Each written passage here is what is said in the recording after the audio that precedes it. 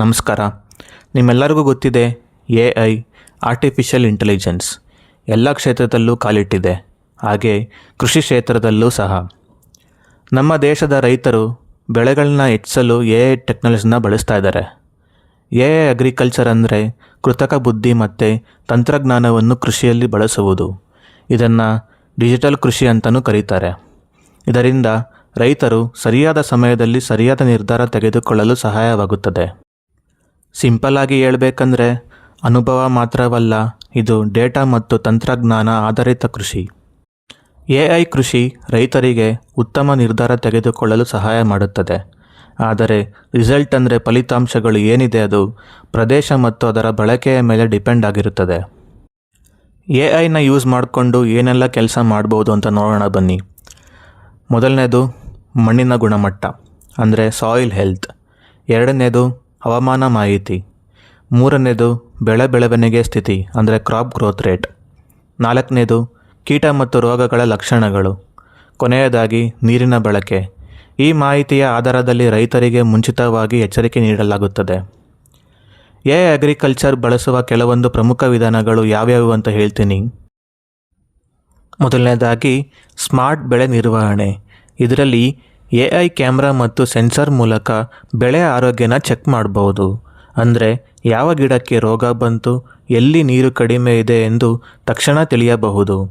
ಎರಡನೆಯದು ಮಣ್ಣಿನ ಪರೀಕ್ಷೆ ಮತ್ತು ಫಲವತ್ತತೆ. AI ಮೂಲಕ ಮಣ್ಣಿನ ಪೋಷಕಾಂಶಗಳನ್ನು ತಿಳಿಯಬಹುದು. ಯಾವ ಬೆಳೆ ಸೂಕ್ತ, ಎಷ್ಟು ಗೊಬ್ಬರ ಬೇಕು, ಈ ಎಲ್ಲ ಮಾಹಿತಿಗಳನ್ನ ಪಡಿಬಹುದು. ಮೂರನೆಯದು ಹವಾಮಾನ ಮುನ್ಸೂಚನೆ. AI ಆಧಾರಿತ ಹವಾಮಾನ ಅಂದಾಜು ಅಂದರೆ ಮಳೆ, ಬಿಸಿಲು, ಸೈಕ್ಲೋನ್ ಮುನ್ನೆಚ್ಚರಿಕೆ. ಇದರಿಂದ ಬೆಳೆ ನಷ್ಟ ಆಗೋದನ್ನ ತಪ್ಪಿಸಲು ಸಹಾಯ ಮಾಡುತ್ತದೆ. ನಾಲ್ಕನೆಯದು ಕೀಟ ಮತ್ತು ರೋಗ ಪತ್ತೆ. ಮೊಬೈಲ್ ಆ್ಯಪಲ್ಲಿ ಫೋಟೋ ತೆಗೆದ್ರೆ AI ಆ್ಯಪ್ ರೋಗ ಗುರುತು ಮಾಡಿ ಪರಿಹಾರ ಕೂಡ ಸೂಚಿಸುತ್ತೆ. ಇದರಿಂದ ನಾವು ಔಷಧಿ ವ್ಯರ್ಥ ಕಡಿಮೆ ಮಾಡ್ಬೋದು. ಕೊನೆಯದಾಗಿ ನೀರಿನ ಸ್ಮಾರ್ಟ್ ಬಳಕೆ. AI ಪ್ಲಸ್ IoT ಸೆನ್ಸಾರ್ ಮೂಲಕ ಎಷ್ಟು ನೀರು ಬೇಕು, ಯಾವ ಸಮಯದಲ್ಲಿ ನೀರು ಹಾಕಬೇಕೆಂದು ನೋಡಬಹುದು.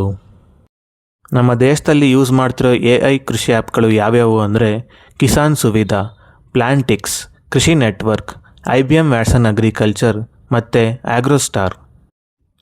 AI ಕೃಷಿ ಮಾಡೋದ್ರಿಂದ ನಮಗೆ ಏನೇನು ಅಡ್ವಾಂಟೇಜಸ್ ಇದೆ ಅಂದರೆ ಡಿಜಿಟಲ್ ಕೃಷಿಯಿಂದ ರೈತರ ಆದಾಯವನ್ನು ಹೆಚ್ಚಳ ಮಾಡ್ಕೋಬಹುದು. ಬೆಳೆ ನಷ್ಟ ಆಗೋದನ್ನ ಕಡಿಮೆ ಮಾಡಬಹುದು. ಕಡಿಮೆ ವೆಚ್ಚದಲ್ಲಿ ಹೆಚ್ಚು ಉತ್ಪಾದನೆ ಮಾಡ್ಕೋಬಹುದು. ಮತ್ತು ಹವಾಮಾನ ಬದಲಾವಣೆಗೆ ಹೊಂದಿಕೊಳ್ಳುವ ಕೃಷಿಯನ್ನು ಬೆಳಿಬಹುದು.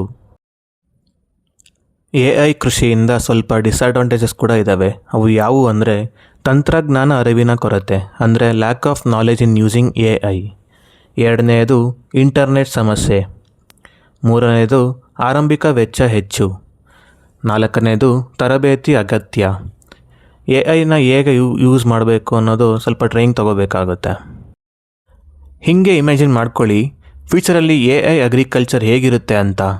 ಮುಂದಿನ ದಿನಗಳಲ್ಲಿ ಡ್ರೋನ್ ಮೂಲಕ ಬೀಜನೆ ಬಿತ್ತನೆ ಮಾಡುವುದು, ರೋಬೋಟ್ ಮೂಲಕ ಕೊಯ್ಲು, AI ಆಧಾರಿತ ಮಾರುಕಟ್ಟೆ ಬೆಲೆ ಅಂದಾಜು, ಇವೆಲ್ಲವೂ ಸಾಮಾನ್ಯ ಆಗುತ್ತೋ ಏನೋ ಅನಿಸುತ್ತೆ. ರೈತನ ಶ್ರಮದೊಂದಿಗೆ AI ಟೆಕ್ನಾಲಜಿ ಸೇರಿದರೆ ಹೆಚ್ಚು ಆದಾಯ ಅಭಿವೃದ್ಧಿ ಸಾಧ್ಯತೆ. AI ಕೃಷಿ ಬಗ್ಗೆ ನಿಮ್ಮ ಅಭಿಪ್ರಾಯಗಳನ್ನು ಕಮೆಂಟ್ನಲ್ಲಿ ತಿಳಿಸಿ. ವಿಡಿಯೋ ಇಷ್ಟವಾದರೆ ಲೈಕ್ ಮಾಡಿ, ಹಾಗೆ ಸಬ್ಸ್ಕ್ರೈಬ್ ಮಾಡಿ.